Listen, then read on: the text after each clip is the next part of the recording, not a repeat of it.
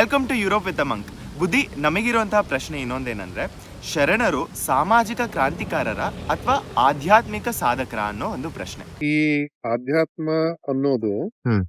ಬಹಳ ಜನಗಳಿಗೆ ತಲುಪ್ತಾ ಇರ್ಲಿಲ್ಲ. ಅಂತ ಕಾಲಘಟ್ಟದಲ್ಲಿ ಶರಣರು ಆಧ್ಯಾತ್ಮವನ್ನ ಬಹಳ ಜನಗಳಿಗೆ ತಲುಪಾಗಿ ಮಾಡಿದ್ರು. ಒಂದು ಆಶ್ಚರ್ಯ ಪಡ್ಬೇಕಾದಂತ ಸಂಗತಿ ಏನಪ್ಪಾ ಅಂತ ಹೇಳಿದ್ರೆ, ಒಬ್ಬ ರೈತ, ಒಬ್ಬ ಗೃಹಿಣಿ, ಒಬ್ಬ ಕುಂಬಾರ, ಒಬ್ಬ ಮಡಿವಾಳ, ಒಬ್ಬ ಮಾದಾರ, ಒಬ್ಬ ಸಮಗಾರ, ಈ ತರದಲ್ಲಿ ಆಧ್ಯಾತ್ಮ ಅನ್ನೋದು ಯಾರಿಗೆಲ್ಲ ಸಾಧ್ಯ ಇಲ್ಲ ಅಂತ ಸಮಾಜ ಜಗತ್ತು ಅಂದ್ಕೊಂಡಿತ್ತು, ಅಂತವ್ರೆಲ್ಲರನ್ನು ಕೂಡ ಆಧ್ಯಾತ್ಮ ಜೀವಿಗಳನ್ನಾಗಿ ಮಾಡಿದ್ದು ಶರಣರು, ಬಸವಾದಿ ಶರಣರು. ಆ ದೃಷ್ಟಿಯಿಂದ ನಾವು ಯೋಚನೆ ಮಾಡ್ಕೊ ಹೋದಾಗ ಈ ತರದಲ್ಲಿ ಮನುಷ್ಯ ಮಾತ್ರದವರೆಲ್ಲರೂ ಕೂಡ ಆಧ್ಯಾತ್ಮ ಜೀವಿಗಳು ಆಗ್ಬೋದು ಅನ್ನೋದನ್ನ ತೋರಿಸ್ಕೊಟ್ಟಿದ್ದೇ ಒಂದು ದೊಡ್ಡ ಕ್ರಾಂತಿ ಅಂತ ನಾವು ಭಾವಿಸ್ಕೊಳ್ತೀವಿ. ಈಗ ನಿಮಗೆ ಅರ್ಥ ಆಗಿರ್ಬೇಕು ಅಂತ ಕೇಳ್ತೀನಿ, ಕ್ರಾಂತಿ ಅಂದ್ರೆ ಒಂದು ರಕ್ತಪಾತವಾಗ್ತಕ್ಕಂತ ಹೋರಾಟ ಅಲ್ಲ. ಕ್ರಾಂತಿ ಅಂತ ಹೇಳಿದ್ರೆ ಒಂದು ವ್ಯವಸ್ಥೆಯಲ್ಲಿ ಆಗ್ತಕ್ಕಂತ ಅಮೂಲಾಗ್ರವಾಗಿರ್ತಕ್ಕಂಥ ಬದಲಾವಣೆ.